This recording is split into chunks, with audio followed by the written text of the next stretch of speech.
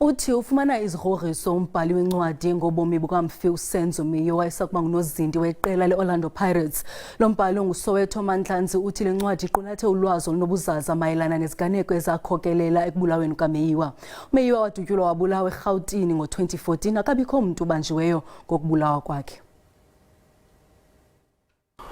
Ukushona kaMeyiwa kwathusa izwe lonkana.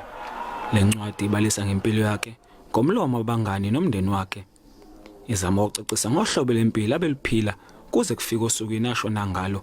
Noma inhloso yethu kwakungesikho ukuveza ukuthi kwenzakalani, kodwa umuntu mayefunda uzokwazi ukubona ukuthi kwenzakalani ngosuku lokugcina. Asikhulumi nje ngosuku lokugcina, sikhuluma ngosuku lokugcina liqala evekini.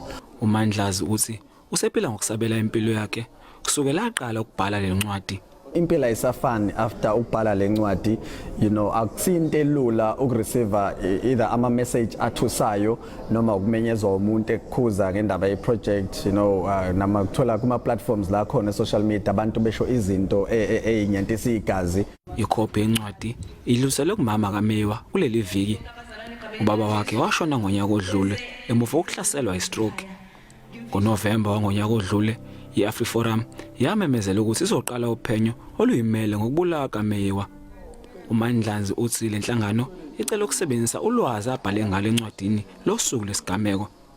Imizamo yokuthola isiqiniseko ngokusho uMandlanzi kwi-AfriForum ayiphumelelanga. Bongani Kema, indaba ze-SABC eThekwini.